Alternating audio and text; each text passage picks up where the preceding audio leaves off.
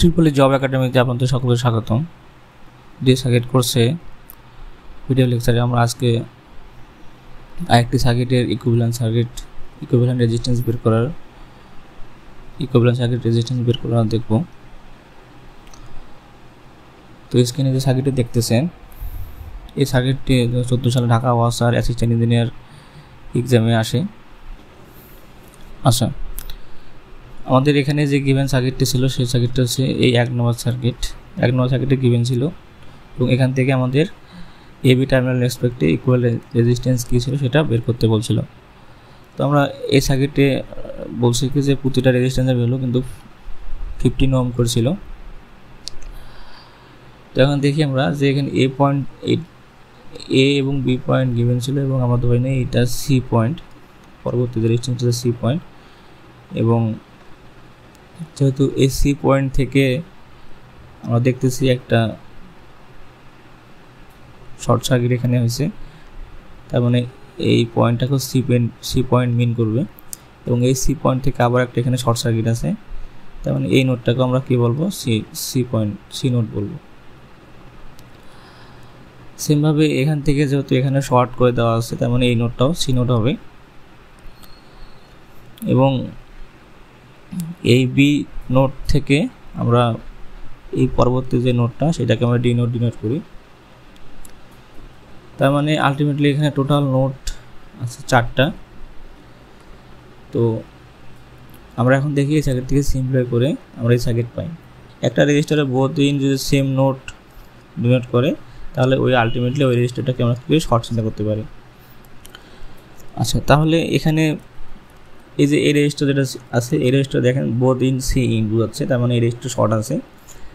সেমভাবে এই রেজিস্টার যেটা আছে both in C in short, এটা সেমভাবে এই যে রেজিস্টারটা আছে এটারও বোথ ইন সি নোট, তার মানে এই রেজিস্টার শর্ট আছে, এবং এই যে রেজিস্টারটা আছে এটা বোথ ইন সি ইন, তার মানে এই রেজিস্টারটা শর্ট আছে।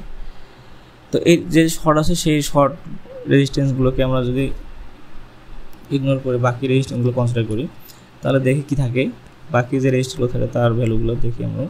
তো এ থেকে বি পর্যন্ত একটা রেজিস্টার ছিল, যে এ থেকে বি নোট পর্যন্ত একটা রেজিস্টার ছিল, আমরা বসাচ্ছি এখান থেকে, এবং এই বি থেকে ডি পর্যন্ত একটা রেজিস্টার ছিল। এখন দেখি যে আমাদের সি থেকে ডি পর্যন্ত কতগুলো রেজিস্ট্যান্স আছে।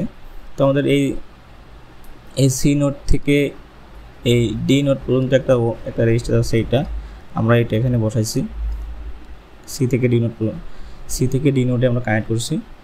সেমভাবে এই যে রেজিস্টারটা আছে, এই রেজিস্টারটা কি সি থেকে ডিতে কানেক্ট আছে, তো আমরা কি করলাম, আরেকটা রেজিস্টার সি থেকে ডিতে কানেক্ট করলাম, এবং এই যে রেজিস্টারটা আছে এই রেজিস্টারটা কি সি থেকে ডি নোটে কানেক্ট আছে, এবং এটা আমরা সি থেকে ডি নোট কানেক্ট করলাম। বাকি যতগুলো আছে এগুলো কি অবস্থায় আছে, শর্ট অবস্থায় আছে। তার মানে আমরা যদি এই গিভেন সার্কিটটাকে ইকুইভ্যালেন্ট সার্কিট কনভার্ট করি, তো আমাদের এই ধরনের একটা সার্কিট পাই, এবং এখান থেকে সহজে বোঝা যাচ্ছে যে আমাদের এই তিনটা এলিমেন্টের ফার্স্ট ইনগুলো সি নোডে এবং সেকেন্ড ইনগুলো ডি নোডে কারেন্ট আছে। তার মানে এই তিনটা রেজিস্ট্যান্স কি অবস্থা আছে, প্যারালাল অবস্থায় আছে, এবং যেহেতু তিনটা রেজিস্ট্যান্সের ভ্যালু 15 করে এবং তিনটা প্যারালাল অবস্থায় আছে, তাহলে আমাদের এদের ইকুইভ্যালেন্ট রেজিস্ট্যান্স যেটা হবে এটা সিম্পলি আমরা ক্যালকুলেট করতে পারবো যে 15/3। তার সেম ভ্যালু হলে কী হবে, যতগুলো নাম্বার অফ রেজিস্টার আছে প্যারালালে ওই ভ্যালুটাকে অত সংখ্যা দিয়ে ভাগ দিলেই আমাদের তাদের ইকুইভ্যালেন্ট রেজিস্ট্যান্স বের হয়ে যায়।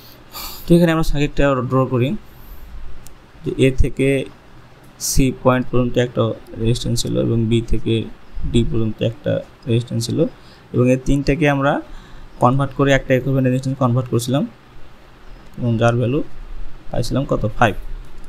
তাহলে এটার ভ্যালু 5 হবে, এবং যেহেতু এটা আগে থেকে গিভেন ছিল 15, এটা 15 এ বি। তো আমাদের এই রেসপেক্টে ইকুইভ্যালেন্ট রেজিস্ট্যান্স কত আসতেছে। আচ্ছা, তাহলে টোটাল ইকুইভ্যালেন্ট রেজিস্ট্যান্স যেটা আসতেছে এবি পয়েন্টের রেসপেক্টে, এখানে এবি পয়েন্টের রেসপেক্টে 3টা রেজিস্টারে কী অবস্থায় আছে, সিরিজ অবস্থায় আছে। তাহলে সিম্পলি যোগ করে দিই যে 15 + 15 + 5, টোটাল আসতেছে 35। তাহলে এটা আমাদের অ্যান্সার। তো আজকের ভিডিওতে এই পর্যন্তই। আমরা পরবর্তীতে আরও কিছু ইকুইভ্যালেন্ট রেজিস্ট্যান্স বের করার ম্যাথ দেখব। সবাই ভালো থাকবেন। আল্লাহ হাফেজ।